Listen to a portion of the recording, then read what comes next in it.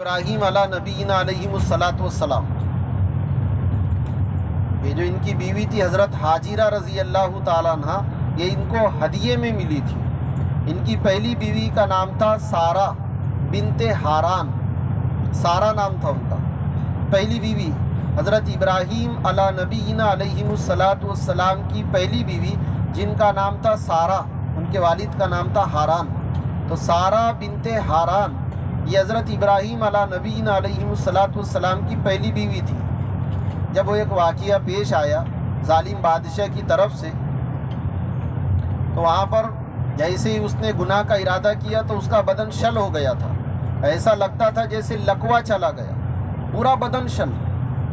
اس نے حضرت سارہ رضی اللہ تعالیٰ عنہ سے کہا بھئی آپ میرے لیے دعا کر دیجئے، اب میں ساری گندگیوں کو دل سے نکالتا ہوں۔ انہوں نے دعا کی، وہ اچھا ہو گیا، لیکن دل کے اندر چونکہ کمینہ پن تھا، پھر گناہ کا ارادہ کیا، پھر ہاتھ شل ہو گئے، دوسری بار دعا کی درخواست کی، اچھا ہو گیا، تیسری بار پھر ارادہ کیا، پھر ہاتھ شل ہو گئے، مفلوج ہو گیا، ایسا لگتا تھا جیسے فالج چلا گیا، لکوا چلا گیا، ہاتھ اٹھتے ہی نہیں اس کی۔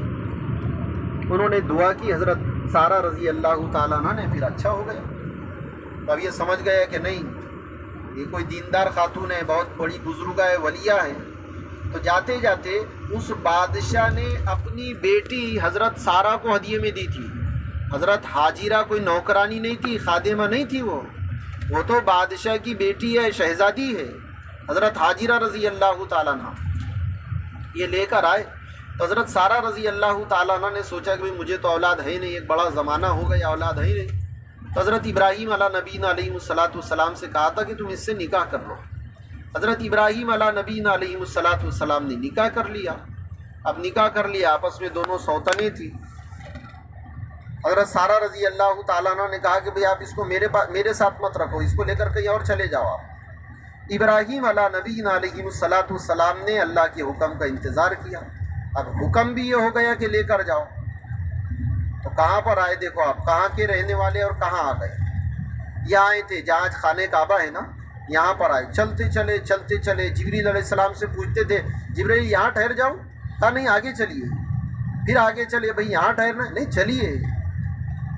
ایک مشکیزہ تھا، کھجور تھے، بیوی ہے، چھوٹا سا بیٹا ہے اور باپ، اور جبریل علیہ الصلاۃ والسلام رہبر ہے، آپ کی رہنمائی کر رہے ہیں، راستہ بتا رہے ہیں۔ جب یہاں پہنچے حرم مکہ میں، کہا کہ چھوڑ دو، چھوڑ دی۔ حضرت ابراہیم علی نبینا علیہ الصلاۃ والسلام جانے لگے تو بیوی نے دامن پکڑ لیا، ابراہیم ایسی جگہ چھوڑ کر جا رہے جہاں نہ آدم ذات، نہ پانی کا کوئی انتظام، ایسی جگہ چھوڑ کر جا رہے۔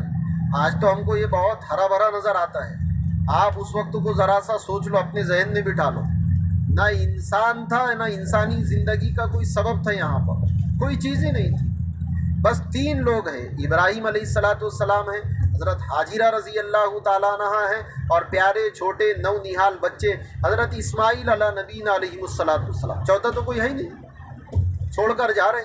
حضرت حاجرہ رضی اللہ تعالیٰ عنہ نے کہا ابراہیم یہاں چھوڑ کر جا رہے ہیں ہم کو، کیا یہ اللہ کا حکم ہے؟ اب سوچو آپ کیا ایمان ہوگا عورتوں کا۔ حضرت ابراہیم علی نبینا علیہ الصلاۃ والسلام نے کہا کہ ہاں تم دونوں کو یہاں چھوڑنے کا اللہ کا حکم ہے۔ بڑا عجیب جملہ تھا، بیوی کہہ رہی اپنے شوہر سے جاؤ، اللہ کا حکم ہے نا ابراہیم جاؤ تم، اللہ ہم کو ضائع نہیں کرے گے، اللہ ہم کو ضائع نہیں کرے گی، آپ چلے جاؤ۔ اور ہمارے ایک بات یاد آ گئی تو سن لے اس کو، وہ شوہر کا نام لے رہی کہ ابراہیم جاؤ، اللہ ہم کو ضائع نہیں کرے گی۔ ہمارے یہاں پر شوہر کے نام لینے کو ہم لوگ برا سمجھتے ہیں۔ دوا خانے میں گئے تھے، ڈاکٹر نے پوچھا کیا نام، تو اپنا نام بتا دیے، پھر اس نے پوچھا آپ کے شوہر کا کیا نام، تو ہم بازو والے کو کون نہیں مارتے، باجی بولو نا جی، شوہر اس کا نام بازو والی بتا رہی، بھائی آپ کیوں نہیں بتا رہے؟ نہیں شوہر کا نام نہیں لینا، بھائی اگر ضرورت ہے تو لینا چاہیے۔